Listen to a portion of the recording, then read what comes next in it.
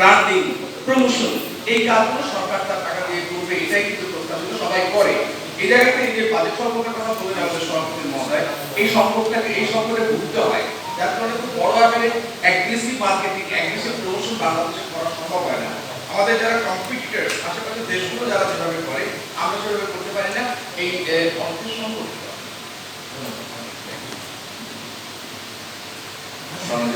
আপনারা জানেন যে আমাদের সিভিল এভিয়েশন এন্ড ট্যুরিজম মিনিস্ট্রির আন্ডারে যে ট্রাভেল এজেন্সি আছে, ট্রাভেল এজেন্সিতে কিন্তু ভ্যাট নাই। একই মন্ত্রণালয়ের আন্ডারে আমরা যখন ট্যুর অপারেটর আছি, তাদের উপর যদি ভ্যাট আরোপিত হয়, তাহলে এখানে একটা প্রশ্নবোধক তৈরি হবে। বর্তমান যে বিদ্যমান সুবিধা আছে ট্রাভেল এজেন্সি এবং ট্যুর অপারেটর, আমি মনে করি যে আমাদের এনবিআর, আমাদের অর্থ মন্ত্রণালয় সিমিলার ফ্যাসিলিটি রাখবে আমাদের এই যাত্রাকে সামনে দিকে এগিয়ে নেওয়ার জন্য। ধন্যবাদ।